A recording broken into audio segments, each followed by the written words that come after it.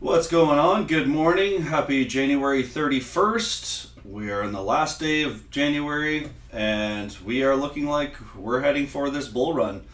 Now that the Dow has officially broke into new all-time highs, that increases our odds that we see a more broad bull run. So now the Dow's done it.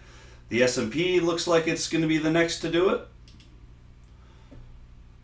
S&P, the NASDAQ has a little bit more ways to go, and the Russell has quite a bit more of a way to go.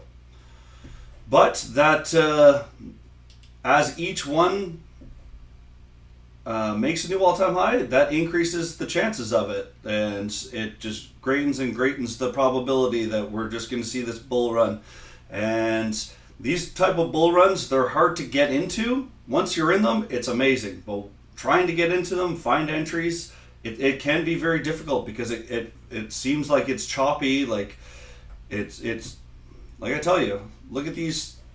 Where do you find your entrances? It seems like it's like you think it's gonna have to pull back for a long period of time, but it has the power to just keep going. So eventually it did at this point, but I mean, trying to nail these entries is very hard. Like, you don't know it's about to go on this huge run, but this is what we are gearing up for at this time, is some sort of bull run, like one of these runs.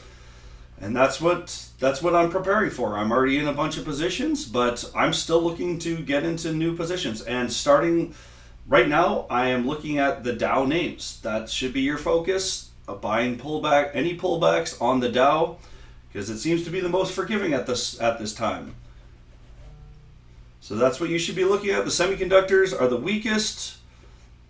Looks like we're close to opening up in gap fill territory. We'll see if that's the case when the market actually opens. But right now it's gapping up. How you would play a gap up is you take the high from the day before, depending on how high it gaps up, and you would play a back test of the previous high, and you want to see a 5-minute pivot at this point. If it pivots and then goes back down, you would want your stop below that pivot, because and then it's just going to fall into this range of the day before's trading, and there's a greater chance that it's just going to drop down to test the lows of the day before, which is not a good feeling to be in. So that's how I play gap up opens. As I said, SMH is the weakest of all the subsectors right now that I look at anyways. Yeah, XLV and XLF. So NVDA is down, opening lower. We are seeing those lower wicks, so that is a good sign. AMD, oh, it's opening in yesterday's range. We're still looking for a lower high than a daily lower, yeah, a daily lower high than 125.25, or even this. It's got two big resistances right back to back, or 125.65. You need that to break to have more conviction that you are going to see a higher low on the way on the back trace. So that's what I'd be looking for. AVGO is the bounce leader at the moment, because it's got almost made it to the 0.5. So there's that as well. Apple gapping up into the platinum zone here. So it did an initial flush. Now we're seeing a bull reaction to it. So I would be watching these 4-hour EMAs, 8 and 12 EMAs, but we are still looking for a lower high than 126.10. And I'm in Apple at the bottom. I bought the break of 220, sorry. Just there were so many reasons I mentioned. There was which we did actually dip lower, but I got risk free in this little bounce here, so I didn't have to. I just let my winner ride and didn't have to worry about it. but there was so much confluence here. There's a lot of support, so that is why I did it. PLTR, this is one of those names I'd be watching. It's close to its all-time high. It's close to being going on a run too. So one of the stronger names. As I said, we've got this cup and handle, very, very powerful continuation play.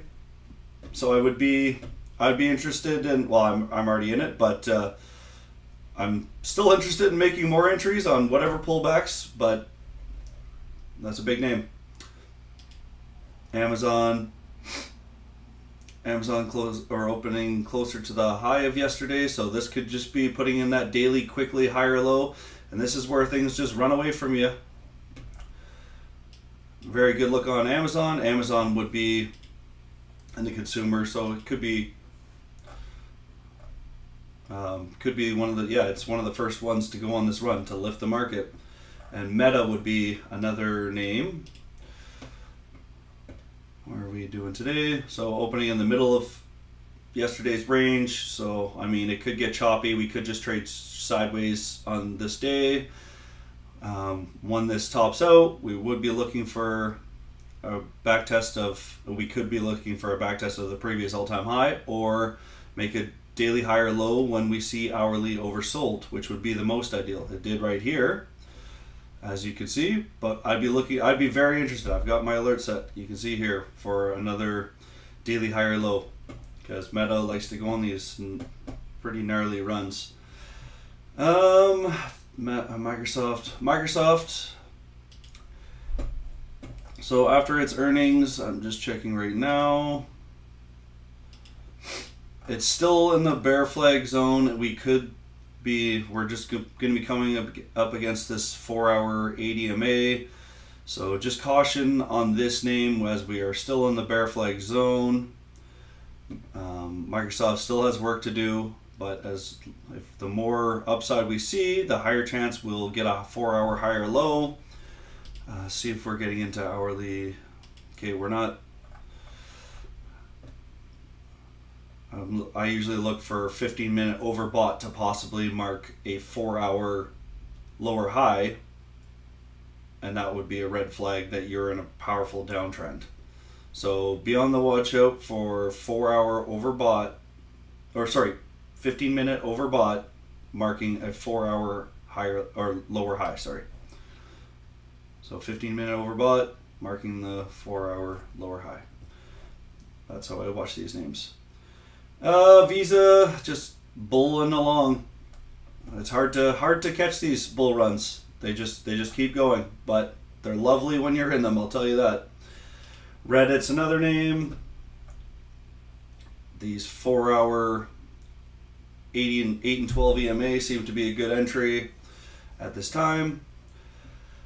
And that's pretty much what I'm looking at. Oh yeah, I guess banks,